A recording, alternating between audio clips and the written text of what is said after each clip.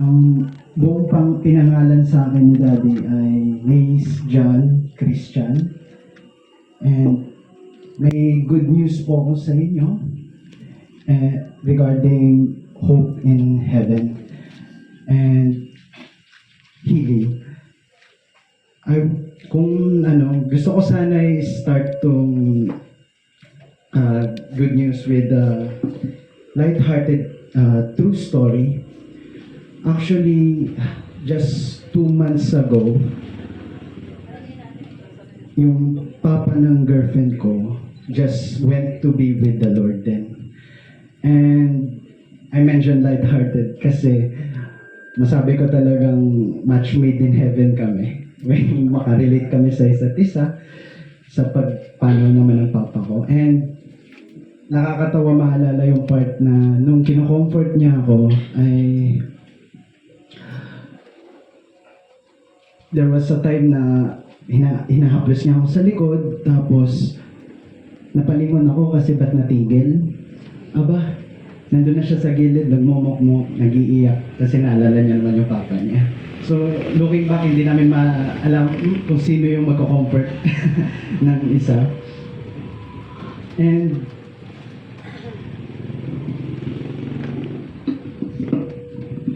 before Daddy went to be with the Lord, there were miracles that happened. And I would like to share this to everyone broken-hearted or may guilt sa mga loved ones nila, as it healed me, and I hope to share this blessing to you all. Galing po ako sa work, na balitaan ko na lang si Daddy nasa hospital na. And pagpunta ko po sa hospital, unconscious na siya. So it was not like your common illness na makakausap mo pa yung mahal mo bago may mangyari. Biglaan. And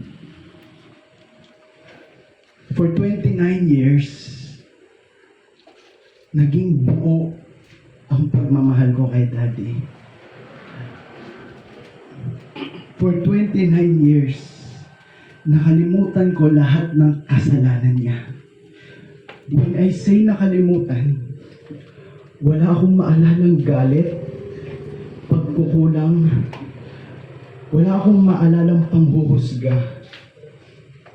Ang sabi ko lang, Daddy, dito ka sa akin, dito ka sa pagmamahal ng Diyos. Yun lang. That for me is a piece of heaven.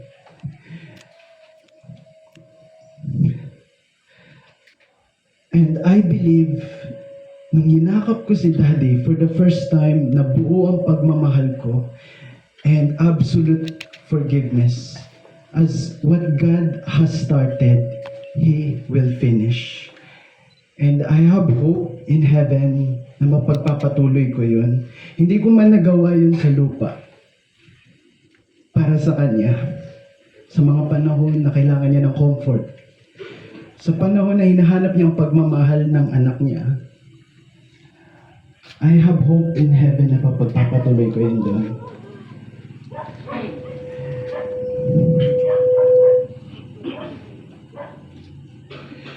And actually, nung nasa hospital si Daddy, kinausap kami ng doktor na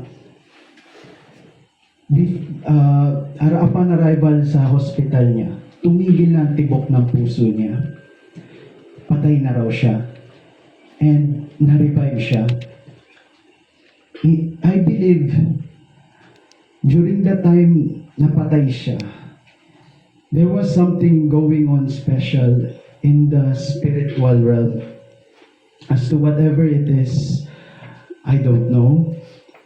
But naniniwala na lang ako sa pagbalik niya. Iyon ay isa sa rason ay para magpaalam sa akin na hindi niya ako biglain naman. And nung bago lahat mangyari to, linalapitan ako ng tatay ko. And sinabi niya sa akin, Jan, paano na ako mamuhay? Humingi siya sa akin ng gabay. Seryoso siya nun.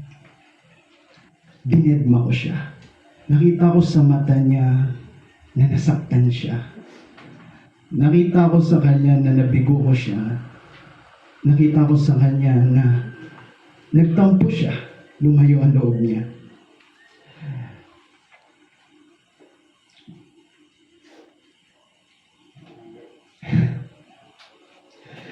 Nami-mention na kasi ni Daddy na stress na siya.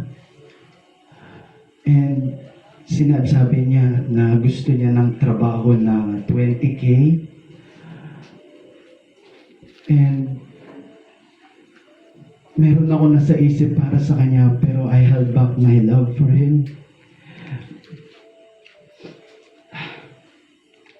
And not realizing how much Daddy loved me. Nung bata po ako, may kumidnap actually sa akin. Kinidnap ako, tapos narinig ko na lang sa kanila na bihira lang talaga magalit si Daddy, at nung time na yon makakapatay daw talaga siya para protektahan ako. And hinabol niya yon, pinigilan lang siya. Love protects. And graduate po ako. Looking back, sinabihan ako ni Daddy na nung graduation, college, may iyak daw siya sa achievement ko. Ganon. Wala akong reaction nun, pero looking back, binigay niya sa akin ang hinahangad ng mga bata. In which, kahit wala kang achievement, wala kang award, wala kang medal, wala kang title, may iyak ang tatay mo para sa'yo. Ang pure ng love niya.